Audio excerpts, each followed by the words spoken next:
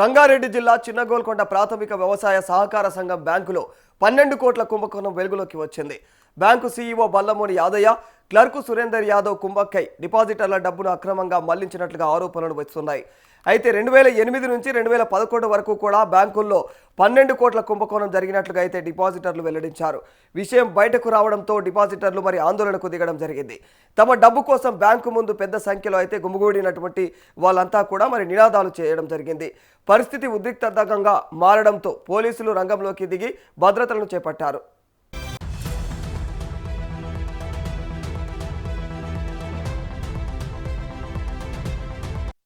కుంభకోణంలో బాధ్యులైన CEO Ballamuni Yadaiah, clerk సురేందర్లపైన అయితే వెంటనే కఠిన చర్యలు తీసుకోవాలని తమ డిపాజిటర్లు ఇక తిరిగి అయితే ఇప్పించాలని అయితే డిమాండ్ చేస్తూ ఉన్నారు. తమ కష్టార్జితం బ్యాంకుల్లో వేస్తే ఇలా మోసం చేశారు. బాధ్యులను అరెస్టు చేసి డబ్బులు రికవరీ చేయాలని బాధితులు ఆవేదన వ్యక్తం చేస్తూ ఉన్నారు. నా పేరు జనార్దన్ యాదవ్, సొసైటీ డైరెక్టర్ అన్న. నేను ఒక్క నిమిషం ఆగు. సొసైటీ డైరెక్టర్ అన్న. అయితే గత ఇంచుమించు 30-40 ఏళ్ళ నుంచి ఉన్న ఆడిటర్ బల్లెపు యాదయ్య, సురేష్, సిఓ వీళ్ళు అందులో పనిచేసిన వ్యక్తులు. ఏం జరిగింది అనేది ప్రతిదీ వాళ్ళ హిసాబ్లో ఉంటుంది. ప్రస్తుతం మేము ప్రస్తుతానికి మేము డైరెక్టర్, మా చైర్మన్ ఉన్నాము. కానీ ఎప్పుడు కూడా మేము బ్యాంకుకు రాము. ప్రతి మీటింగ్ కూడా అటెండ్ కాలేదు. కొన్ని మీటింగ్లకు అటెండ్ అయినాము. ఈ లోపల ఇన్ని జరుగుతున్నాయంటే మన సిఓ, ఇప్పుడు కొత్తగా వచ్చిన సిఓ సెక్రటరీ మన యాదరెడ్డి గారు అన్ని బయటికి తీసిండ్రు. ఆయన వల్లనే మాకు అన్ని తెలిసినాయి అన్న. ఒకరొకరు చిట్ట అన్న, ఒకరొకరిది అన్ని ఇంత చిట్టా బయటపడ్డదంటే మేము ఆశ్చర్యపోయినాం. ఏంది ఇది, ఇంతగానం తినుడేంది? పబ్లిక్ సొమ్ము మట్టి తిని మట్టి కక్కుతురు అన్న రైతులు. వాళ్ళ పైసలు మీకు ఎట్లా తినాలనిపిస్తుంది నాకు అర్థమైతలేదు. ₹1-2 కాదు, కొన్ని కోట్ల రూపాయలు తినకం ఏందన్నా. వాళ్ళు ఉండనికి ఇల్లు సక్కం లేదు, తిండి సక్కం లేదు. అట్లటి వాళ్ళ పైసలు మీరు తింటే మీకు ఎట్లా అరుగుతున్నాయో అర్థమైతలేదు నాకు. ఏందన్న ఇంత ఘోరము? స్లిప్పులు ప్రకారం కుంభకోణం ఎంత జరిగింది? 12 కోట్లు అంటున్నారు. అది తీరా ఇప్పుడు మొత్తము వీళ్ళ డాడీ, మా మామ డబ్బుల కోసము రేపు చేస్తాడు అనగా ఇవాళ నాతో మాట్లాడిండు. అయ్యా బ్యాంకులో డబ్బులు ఉన్నాయి, ఇప్పి అయ్యా. నేను డైరెక్టర్ కదా, డబ్బులు ఇప్పి మీ అత్తమ్మకు అది అని చెప్పి మాట్లాడిండు. తెల్లారితే చనిపోయి ఏం చేయాలి? పరిస్థితి అట్లాంటి పరిస్థితులు ఉన్నాయి. బాధిత రైతులు ఎంతమంది ఉన్నారన్న? 100లకు పైన ఉన్నారు. 350 మంది ఉంటారు. ప్రధాన సూత్రధారి ఎవరు అంటే ముగ్గురు చైర్మన్ల కింద పనిచేసిన వాళ్ళు ఉన్నారు. వీళ్ళు బల్లెపు యాదవ్, సురేష్. వీళ్ళు చేసిందంతా వీళ్ళే. ఫ్రాడ్ల సురేష్ యాదవ్ అన్న.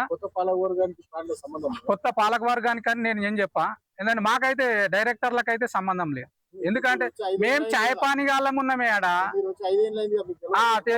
నేను ఈ 5 ఏళ్ల కాలంలో కూడా నేను వచ్చింది 2-3 సార్లే బ్యాంకు. నేను ఉన్నట్టు చెప్తున్నా కదా. అనొచ్చు, తప్పులేదు అనొచ్చు, మరి తప్పులేదు. రైతులు అది ముందే బయట పడేది, నేను బయట పడలేదు. ఇది 20-30-40 ఏళ్ళ సందే గడుపుకుంటూ వస్తారు కదా. ఎంతమంది అనేది ఇప్పుడు ఎంక్వైరీ వెళ్తుంది కదా. ఎంక్వైరీ అవుతుంది కదన్నా. ఎంక్వైరీ 1 మంత్ నుంచి ఎంక్వైరీ నడుస్తుంది.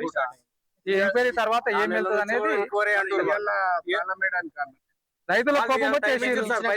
20 తారీఖు టైం ఇచ్చిర్రు, 12 దాకా చూసిర్రు. 12 దాటింది, 1 అయింది, రాలేరు. ఇక ఫోన్ చేసి ఇంకా అర్ధగంట అంటారు. టెంట్ వేసిర్రు, కూర్చోరు. నాకు ఫోన్ చేస్తే నేను వచ్చిన. అది సార్. పేరు అర్జున్. మా అమ్మాయి పైసలు ఉన్నాయి.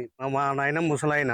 మా అమ్మాయి చేత కాదని ఆ బ్యాంకులు వేసుకోక ఈడబెట్టుకుంది. ఆమె ఈడబెట్టుకుంటే అప్పుడప్పుడు మిత్తి ఇచ్చారు. నెలకి మిత్తి ఇచ్చారు. ఇప్పుడు 4 నెలల నుంచి మిత్తి లేదు. మన ఆయన హాస్పిటల్ ఉంటే కూడా వీళ్ళు వేయలేరు. ఆయన గుండె వాళ్ళకి ఆయన చచ్చిపోయాడు. అలాంటి చచ్చిపోయినా ఇది దినాలకు వేయలేదు, 3 రోజులకు కూడా ఏ దానికి వేయలేదు. మా అమ్మకేమో నడవనికి రాదు, ఆమె నడుములు లేవు. ఆమెకు 20 లక్షలు ఉన్నాయి. 1 రూపాయి కూడా ఇవ్వలేదు. మిత్తి లేదు, అసలు లేదు, ఏది లేదు.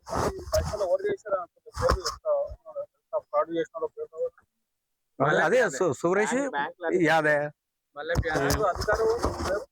బ్యాంక్ అధికారి బ్యాంక్ ఇప్పుడు పనిచేసే వాళ్ళే ఆడిటర్లే సిఓనే శివనే ఆయనే కదా, ఆయన ఈ సురేష్ ఇద్దరే.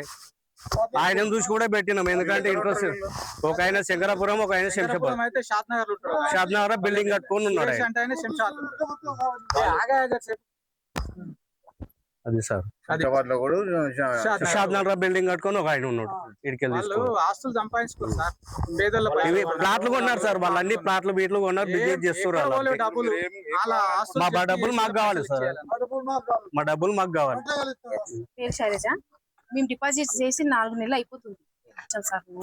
18 లక్షలు ఇవ్వండి, మాకు అవసరాలు ఉన్నాయి, మా పాపకు కూడా ఫీజులు కట్టేది కంపల్సరీ వస్తాయా అన్న అని కూడా అడిగినాం. అంటే వస్తాయమ్మా, మీకు ఏం లేదు, మీకు ఎటువంటి డోక లేదు ఈ పైసలకు అని చెప్పి సార్.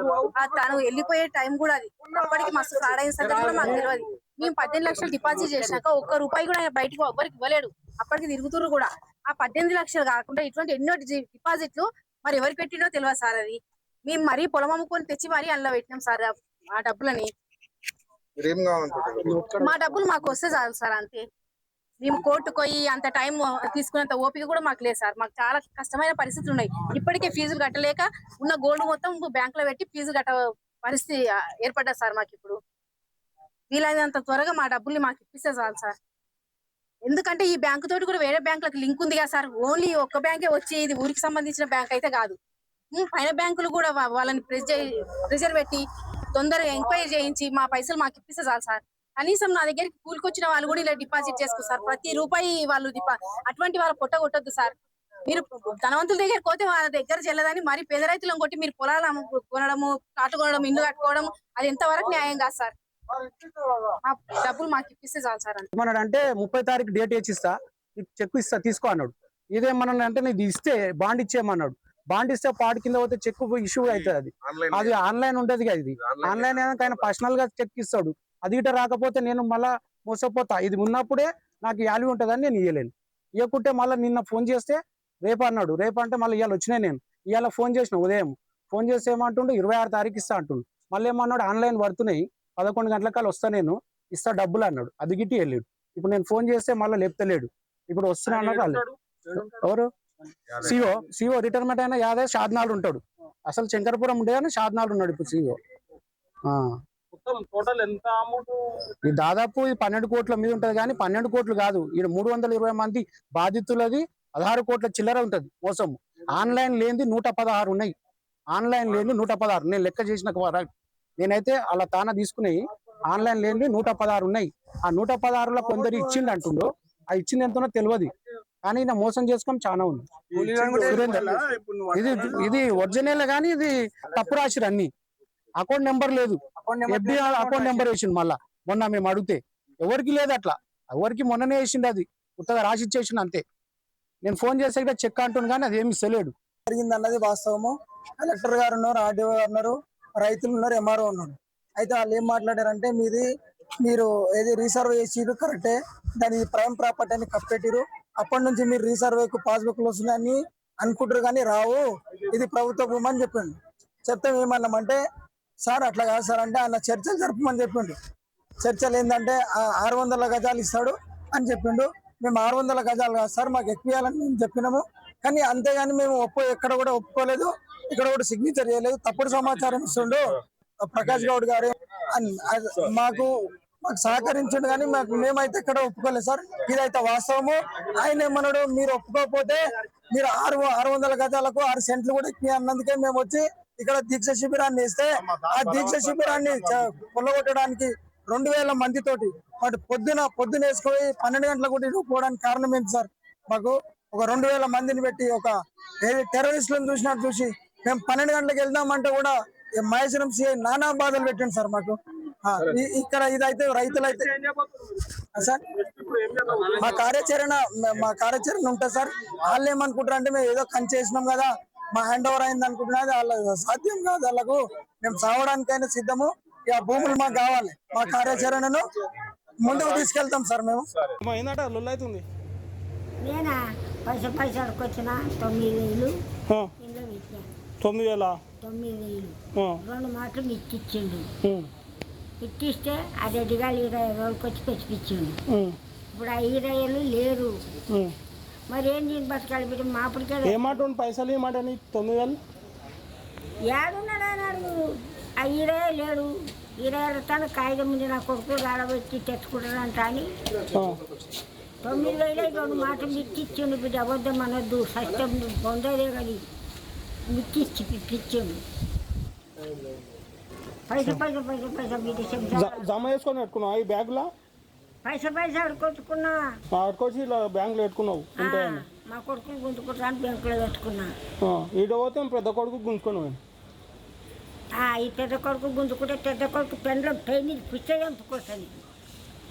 సాయినగర్ అంతే సాధనాలు ఉండంట.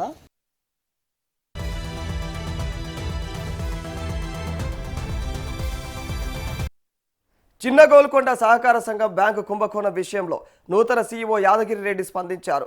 సహకార సంఘం బ్యాంకులో జరిగినటువంటి అక్రమాలపైన డిపాజిటర్లకు సంబంధించినటువంటి అక్రమాలు జరిగినట్లు అయితే గుర్తించినటువంటి వెంటనే ఈ విషయంపైన జిల్లా అధికారి ఫిర్యాదు చేయడం జరిగిందని చెప్పేసి తెలియజేశారు. కుంభకోణం పైన పూర్తి నివేదిక వచ్చిన తర్వాత బాధ్యులపైన చర్యలు తీసుకుంటామని యాదగిరి రెడ్డి వివరించారు.